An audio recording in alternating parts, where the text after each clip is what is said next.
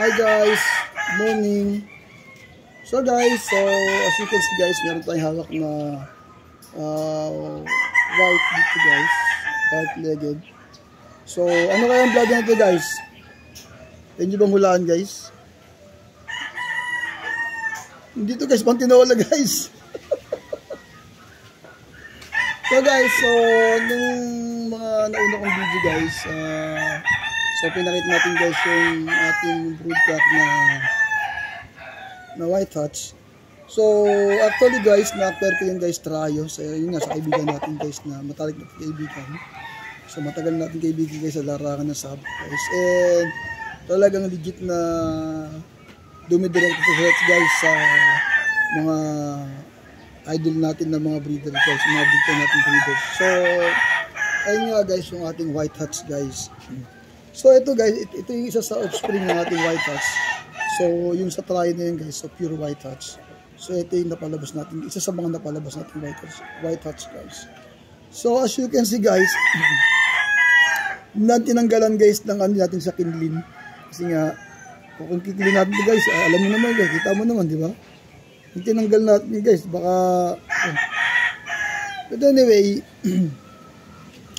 sabi kasi ng mga kaibigan ko na medyo oldies na sa Sabo, nung nakita nila kasi ito guys, kasi straight kong to guys, nakita nila to guys is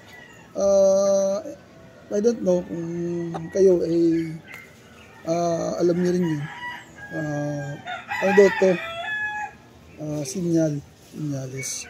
So ayoko namang maglaban ng talagang buhok palo kasi mabigat, diba? So ginawa ko, pinakat ko lang sa ating kasama sa mabuong guys na inorte na ganyan parang mala Robin Hood guys. Pero guys, kita mo naman guys, diba? Tingnan naman yung mukha niya. Imagine mo na lang guys, wala yung pandong niyan guys. Diba? Wala rin tinanggalin natin tenga.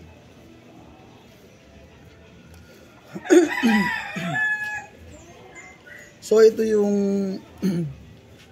sa mga susunod na laban natin guys, ito na yung mga ilalaban natin guys. So yung body conformation niya guys, talagang malapad guys, malaki siya. Tapos pag hawak mo guys, mapapil mo talaga yung balikat niya guys, nakaalsa na ganun guys. Ano naman, di ba?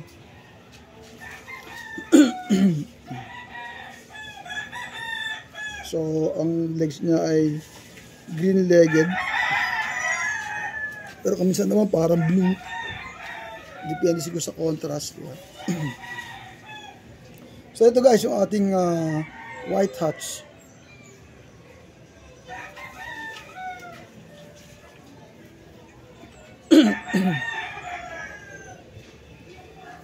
So, yun nga guys, so mamaya itry namin ng kaibigan kong nakasama ko sa sabungan guys, sa manukan guys, yung naibitaw to guys para mailagay ko sa comment section guys, para makita nyo naman guys. Okay guys, so hanggang sa muli guys, maraming salamat guys. So hanggang sa muli guys, so kalma lang tayo guys pag tayo natatalo guys sa laban. Normal lang yan na matalo, pero dapat yan ay maging hamon sa atin guys bilang mga mananabong at saka breeder guys. So dapat pag natatalo tayo guys, hindi tayo yung masiranan ko na isip natin, tanggal natin yung manok, ayaw na natin mag-alaga ng manok. Hindi ganun guys, dapat maging serve as a challenge na